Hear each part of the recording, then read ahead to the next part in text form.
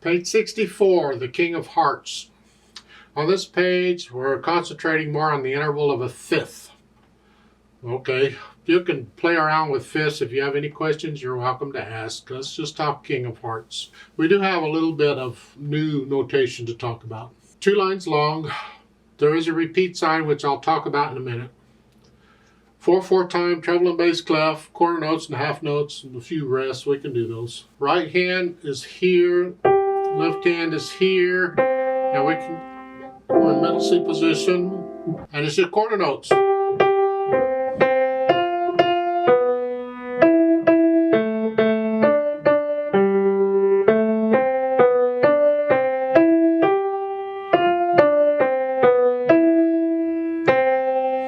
So I went a little fast. You can play through it and figure. I don't see any problems in the, and I'm assuming you know the names of the notes now. Let's talk about this repeat sign thing. We have endings in music, obviously, because here they are. You can have any number of endings. They just have 2 endings here, 1 and a 2. They're numbered. But you could have a 3 and a 4 and a 5 or whatever. They could be any number. And they can combine endings together. I could have a 1, 2. That would be combining endings 1 and 2 together. And then I might have a 3, 4. That would be combining some other endings together. They can combine them any way they want. So sometimes you have to kind of look at it and figure out what's going on. Most of the time, you're going to get 1 and 2. This is very common here. Most of the time, the first ending will have a repeat sign, but it doesn't have to. You see, if it does not have a repeat sign, there would be more music after this. I mean, this is the end of the piece. We got nowhere to go. But let's pretend, just pretend, that the music on page 65 is the same piece. It's a continuation. Let's pretend this piece is 2 pages long. Well, if they didn't have a repeat sign on the end of the first ending, then you would skip the second ending and go directly to the next page and keep going. But there has to be something over there that tells you to come back. Otherwise, you'll never play the second ending. So something has to tell you to come back. There should be some, it might be a repeat sign, it might be some other symbol we haven't learned yet. But the point is, you don't have to have a repeat sign just because you have these endings. However, most of the time you do. It simply means you repeat. And when you come back through the second time, you don't play the first ending again because you played it once, that's it. You skip it and then do the second ending.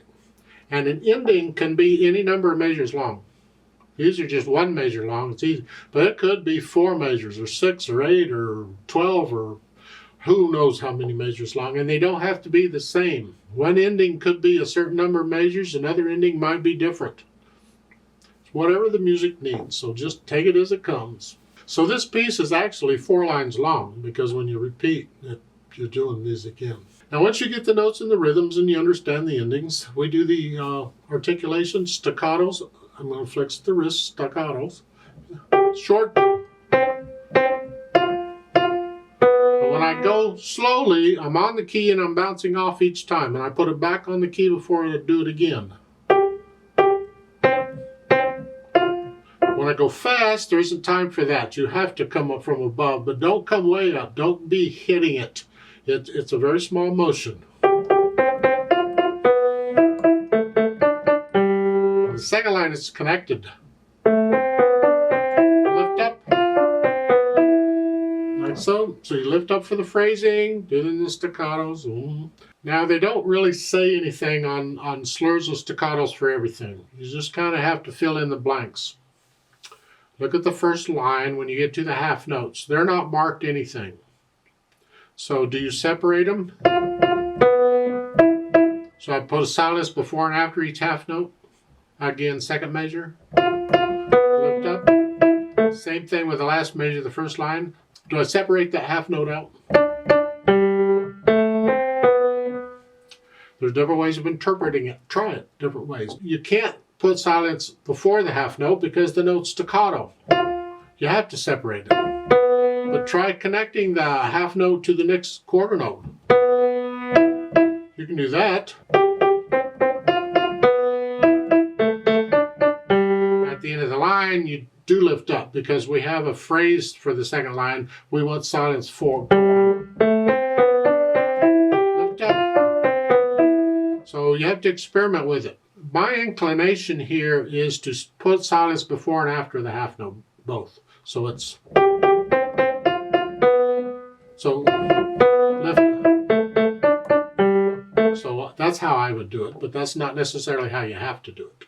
Dynamics, both hands, loud, whatever you think loud is.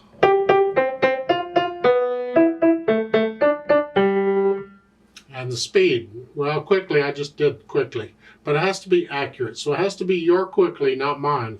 So you decide on this, and maybe as you get better with the piano and you come through and play these again, you'll play it faster, and that's okay.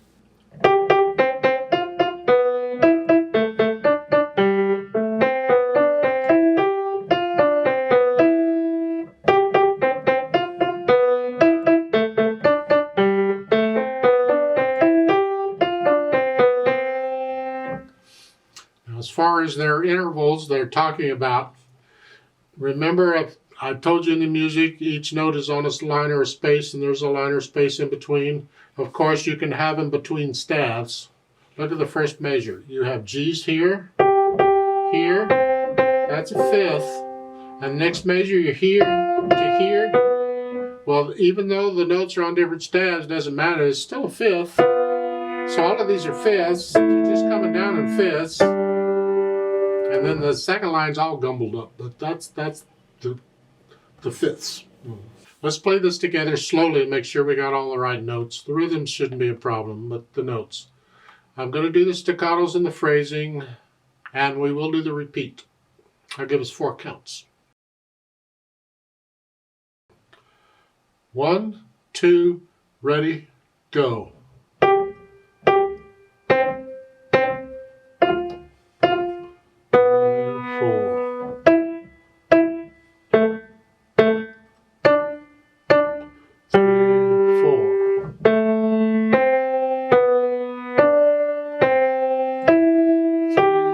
4. 1, 2, 3, repeat.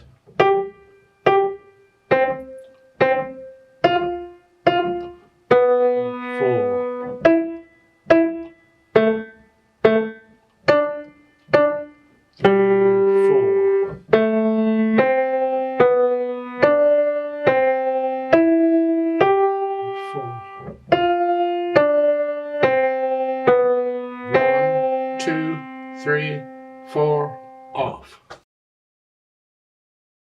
There's a duet for this. I'd like to play that. The duet has some rests in it. I'm going to play a note during the rest because we need to stay together. I want to play something on the beat. Even the half notes, I'm going to play quarter notes in there or something. And I need you to go up an octave again. So just pretend middle C goes up here. And instead of here, you're up here. Do it all up here. We'll speed it up a little bit, but not quite as fast as I've been playing it. I'll give us 4 counts. 1, 2, ready, go.